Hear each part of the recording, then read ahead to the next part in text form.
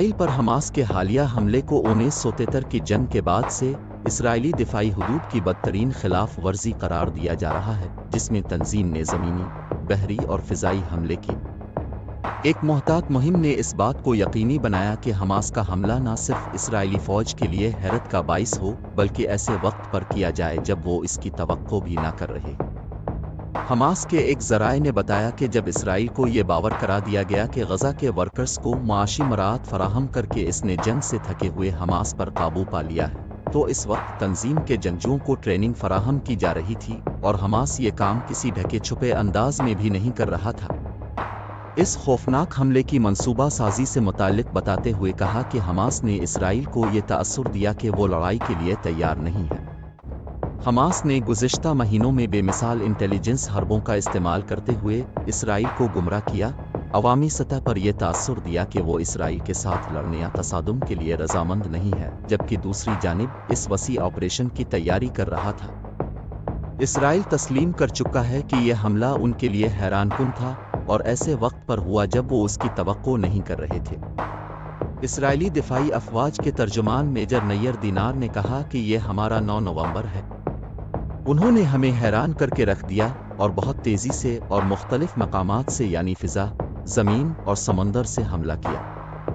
Hamas کے ایک اور قریبی ذرائع نے بتایا کہ اس حملے کی تیاری کا ایک اہم حصہ یہ تھا کہ تنظیم نے غزہ میں ایک جھوٹی اسرائیلی آبادی قائم کی جس پر حملے اور لینڈنگ کی مشق کرتے تھے اور اس کی ویڈیوز بھی بناتے تھے۔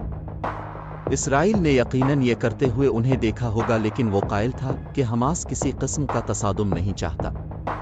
اسی دوران حماس نے اسرائیل کو یہ بھی باور کروایا کہ اسے غزہ میں رہنے والے ورکرز کی زیادہ فکر ہے کہ انہیں سرحد پار نوکریوں تک رسائی ملے اور نئی جنگ شروع کرنے میں کوئی دلچسپی نہیں رکھتا۔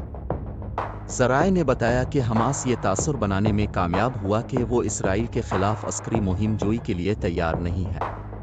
2021 میں حماس کے ساتھ جنگ کے بعد سے اسرائیل نے غزہ کے شہریوں کو بنیادی سطح کا معاشی استحکام فراہم کرنے کی کوشش کی اور ہزاروں کو اسرائیل یا مغربی کنارے میں کام کرنے کے لیے ورک پرمٹ بھی دیے گئے۔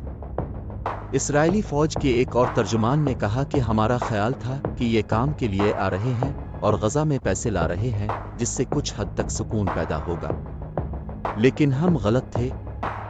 اسرائیلی سیکیورٹی ذرائع نے تسلیم کیا کہ اسرائیل کی سیکیورٹی سروسز حماس کے ہاتھوں بے وقوف بنی ہیں۔ انہوں نے ہمیں یہ سوچنے پر مجبور کیا کہ انہیں پیسے چاہیے، جبکہ اس سارے عرصے کے دوران وہ مشقیں کر رہے تھے جب تک کہ فساد نہ برپا کر دیں۔